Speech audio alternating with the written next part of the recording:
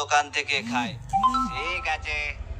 অনেক গ্রাহক শুধু নতুন স্বাদের জন্য আমজাদের দোকানে যেতে লাগলো, কিন্তু আমজাদের হাতে আলাদাই জাদু ছিল। একবার যে ওর বিরিয়ানি খেত, সে ওর দোকানে আবার আসতো। কালকে যে বিরিয়ানি খেয়েছিলাম আজকেও সেটাই খাবো। হ্যাঁ নিশ্চয়ই, ওই বিরিয়ানিটাকে কেউ ভুলতে পারবে না। আস্তে আস্তে শওকতের গ্রাহক কমতে শুরু করলো। হয়তো এটা কিছু সময়ের জন্য।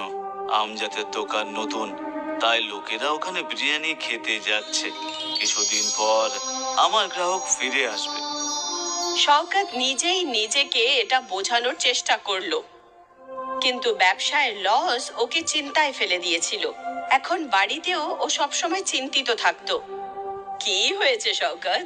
তুই কি নিয়ে এত ভাবছিস? কি আর বলবো মা, আমার দোকানের সামনে আরো একটা বিরিয়ানির দোকান হয়েছে। আস্তে আস্তে আমার সমস্ত গ্রাহক ওখানেই